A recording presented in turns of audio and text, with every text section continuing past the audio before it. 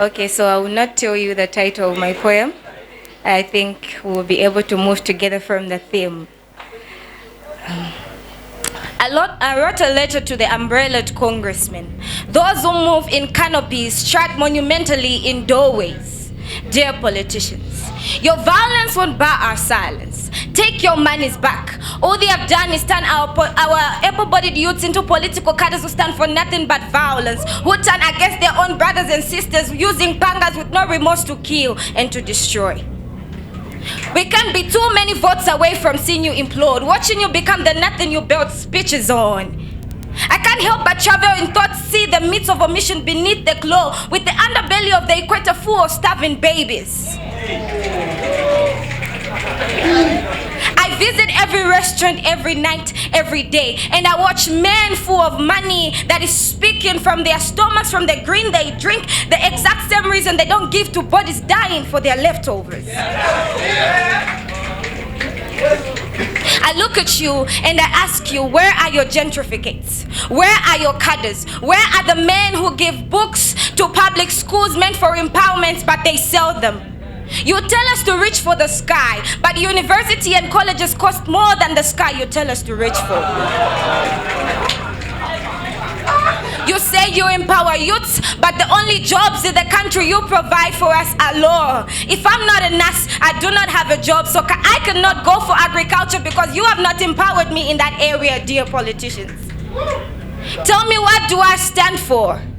For I look forward to the times when men have much more days than drinking days. All I do these days is look at the youths, and the only thing they hunger for, that they greed for, is the very liquid that melts their intestines, that they cannot stand anymore to fully stand and watch a tomato germinate into the very liquid that is going to produce the soup that is going to fill their bellies. Dear politicians, your violence won't bar our silence. I fear you. I fear you. I remember the days when I was young, I stood and told my mother I wanted to be a leader, but not anymore. I fear the very men you employ to protect me. I don't fear the uniform, but the very men that it keeps. For the sign of violence, for the sign of silence, the sign of peace only makes them mad, only makes them shoot, only makes them throw tear gas to where we decide to find resolution and peace. Vespers, we still mourn you. We are afraid, dear politicians. We are afraid of what becomes of us. I walk in the road every day and I look at the very child that is dying to have little bread on their table, but you are sitting on high tables that you call high tables because you enjoy the very food that you tell us to call food security, but we have no security in our areas because we have not had food for the whole year. Let me tell you about my mother who's been struggling day in and day out to bring food on the table. She told me that a way to a man's heart is through his stomach, but I'm afraid I see no marriage because I cannot find any food to fill my man with. Dear politicians, your violence won't bar our silence. I fear you. I fear you. See, I danced to the songs that you sang. I danced to the rhythm of your vibes, and I listened. And it brought me down. It degraded me to how unwise that I was. See, I remember when we danced Dununa reverse, but now everything has been turned into reverse because we see no future for our brothers and sisters. I look at my brother who has dreams to be a policeman, and I see a policeman in a uniform and I feel shame for my brother because I'm scared of the man he's going to become. I fear for us, dear politicians. I fear for our youths that you do not empower.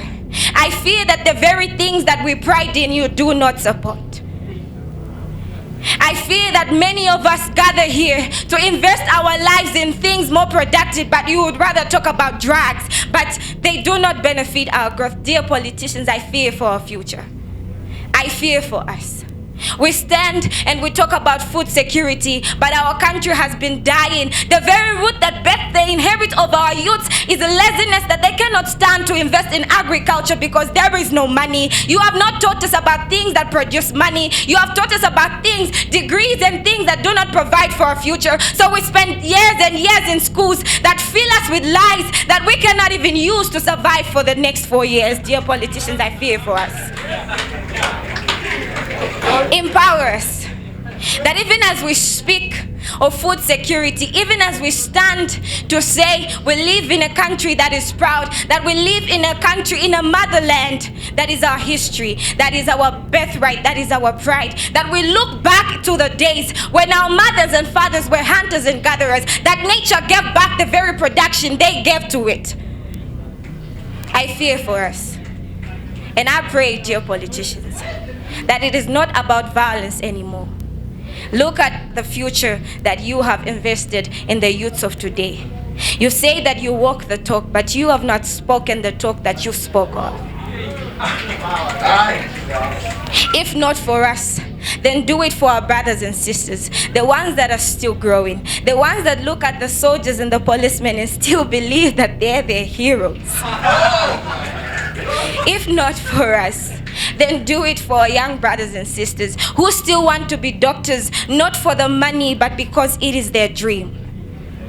If not for us, do it for our brothers and sisters who still look at leaders and see men of influence, men of power, men of official work, not thieves and robbers.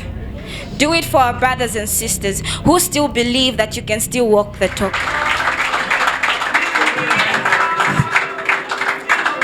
Let's show some love to the sister, ladies and gentlemen.